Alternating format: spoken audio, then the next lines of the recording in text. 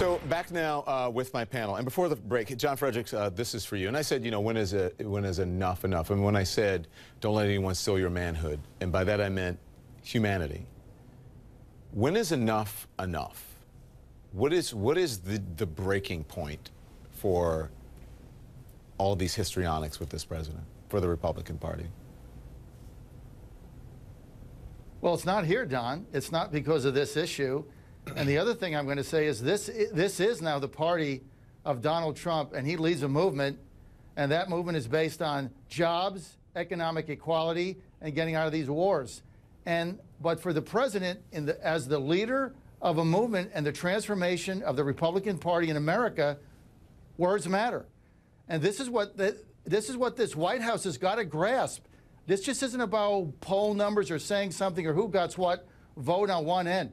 This president is leading a movement in America that is not going away. Now, what happened this weekend, despicable, and the president needs to completely disassociate from these people. Look, you got to draw a line down in the sand. And the line in the sand is human decency. And if they're concerned about 10,000 people in America that might not back their candidacy, you got to be kidding me. There's a big problem. Throw these people out, get them out of there now, and you can't wait another day. Not another moment can go by, Don. Are you okay with what Trump is doing to the party and how he's dealing with these issues? I think when you talk about the issue of race, particularly, there is no question that this is not necessarily acceptable of what I think many people of my generation expect of the Republican Party. You know, I think many people who are older than me talk about, oh, we're the party of Lincoln, you know, kind of to the word blue in the face. You know, and it's often remarked, you know, as my grandfather always told me that, you know, the power of your legacy, you know, depends on the work that you do in the present. You know, and so we're at this crossroads right now where it's important for us to be able to articulate the fact that these individuals do not speak for us. That these individuals are not, you know, do not... What about this president?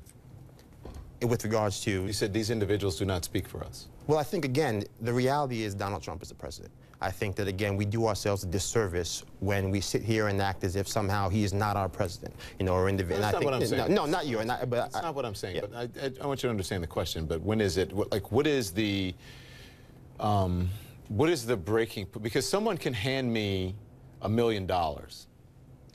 But if they don't give opportunities, or if they don't think that the people I love should even deserve to be married or should have the same rights as anybody else or whatever, I don't want the $1 million. I don't want the small amount of tax cut, or I don't want whatever other rhetoric I don't want a wall if you don't love my daughter, if you don't love my mother, if you don't love the people I love, if you don't think that they should exist. Correct. So then, what is it? Money is money. Money is money. It's not human. I think the reality is that for some people, there will be no wall. I think that that's the reality of America. And I think that's the danger of us, you know, forgetting history and looking at the issue of race through a partisan prism. I think that often we can look at the history, the totality of history, and say that there is a revolving door between both parties, and racism goes where it can find the most oxygen. And the reality is that right now, unfortunately, that oxygen is found on the right. And we have to do a much better job, and that means that starts with the president, but ultimately it also begins with people like myself, people in the party, people that I work with every day, saying that, you know what, we are going to demand more of this president. Van, I want to talk about Steve Bannon, but do you understand the gist of my question is, how do I tell my nephew or explain to my niece or that, well, it's okay that someone can grab your they can grab your genitals, but I'm going to get, you know, I'm going to get some, I'm going to make more money because I'm going to get lower taxes. That's what he promised. Or I'm going to get a wall to stop immigrants, but it's okay, you can grab your, you know, genitals. Or how do you reconcile that? I don't understand that. Well, I think there's a moral challenge now, and I think actually both political parties are being forced to look in the mirror. I think both parties have drawn our circles too small. I think it's obvious on the right that under Trump's leadership, it is true, there are a lot of parts of his program, if you didn't look at who was saying it, it sounds like Bernie Sanders. He is talking about making America strong and jobs and all the things that were just mentioned, but he mixes it in with a lot of toxic crap against Muslims, against transgender people, against Mexicans, against all kinds of people. And so against women. So what happens is that circle winds up being too small. That's why 3 million more people voted against him than voted for him. At the same time, the Democrats can sometimes draw our circle too small and not understand that there's some real pain in some of these red states and red counties and red cities with the opioid epidemic and the joblessness, and we haven't spoken to that as powerfully as we should have. Yeah. And so both parties got caught drawing their circles too small. And so now the challenge is, do Democrats just sit back and talk about how much Trump is terrible, or do we actually draw our circle bigger and catch some of the folks who are falling through the cracks? You're talking about a political perspective. I'm talking about a human. And listen, I'm not going after you, okay? So don't think that. But one is a moral example, right? Moral clarity. And the other one is, well, maybe politically our tent wasn't big enough. I understand that.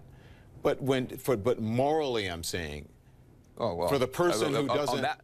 look, on that one, brother, let me tell you, you cannot justify any of it, the racism, the homophobia, the bigotry, there's the no amount of money. Right. Look, there's no amount of money that anybody can offer me, you, or anybody to say, here, take this money now, watch me brutalize this person. Take this money and watch me hurt this person. Right. And yet, that's essentially what this process has allowed people to do. You can go and take your tax cut and vote for somebody to put up a wall or to chase somebody down the street because they have on a hijab. Yeah. And that is now that's not a partisan question. That's an American and human question as well as partisan. Right, right. Hey, so Nina, I'm sorry. Let me get you in because let's talk about the people around the president. The president's a big boy. He's a grown man.